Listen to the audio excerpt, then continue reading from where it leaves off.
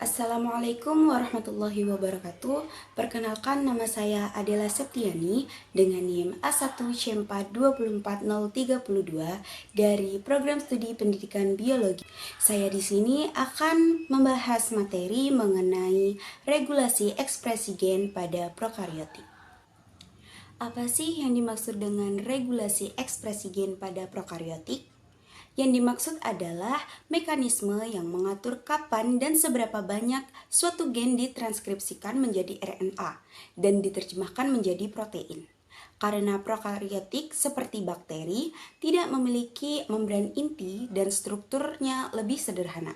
Regulasi ekspresi gen ini berlangsung secara cepat dan umumnya terjadi pada tingkat transkripsi.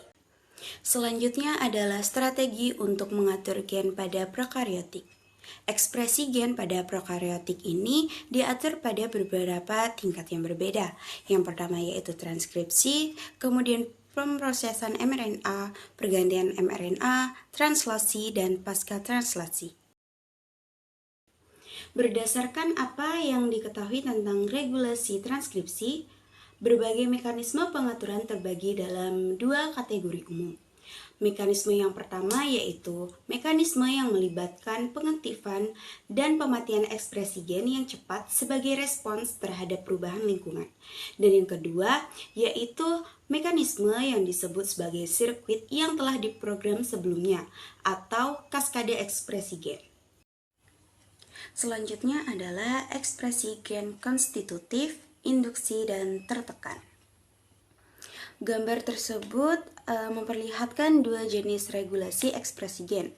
Yang pertama yaitu induksi sintesis enzim atau induction of enzyme synthesis. Contohnya adalah like operon pada bakteri. Ketika laktosa ditambahkan, aktivitas enzim yang berfungsi memecahkan laktosa itu meningkat. Kurva menunjukkan bahwa sebelum laktosa hadir, enzim sedikit atau tidak diproduksi. Setelah laktosa masuk, terjadi aktivasi gen. Bakteri mulai mensintesis enzim yang diperlukan. Aktivitas enzim meningkat sehingga mencapai level maksimum. Gambar selanjutnya adalah represi sintesis enzim atau repression of enzyme synthesis. Contohnya adalah tritopan operon. Ketika tritopan ditambahkan, aktivitas enzim yang mengatur biosintesis triptofan menurun drastis. Kurva memperlihatkan bahwa semakin lama enzim semakin sedikit diproduksi. Hal ini karena triptofan yang sudah ada berfungsi sebagai korepresor yang menghentikan ekspresi gen.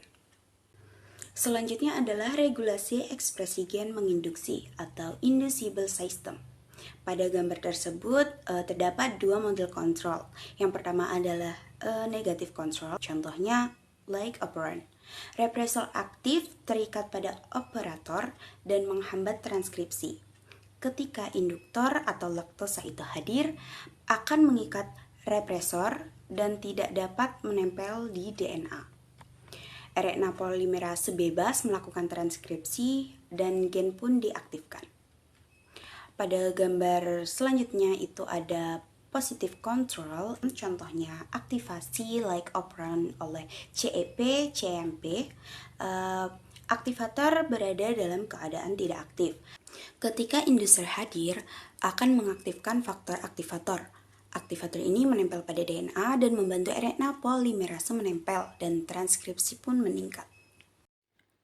Selanjutnya adalah regulasi ekspresi gen merepresi atau repressible system. Terdapat dua sistem represi. Yang pertama adalah negative control. Contohnya adalah TRP operon. Di sini represi terjadi ketika produk akhir sudah berlimpah. Kemudian ada positive control.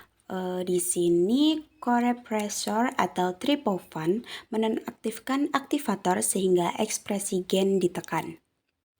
Gambar di atas merupakan komponen dari operon. Operon sendiri merupakan unit genetik pada prokariota yang memungkinkan beberapa gen diatur secara bersamaan, baik melalui induksi maupun represi.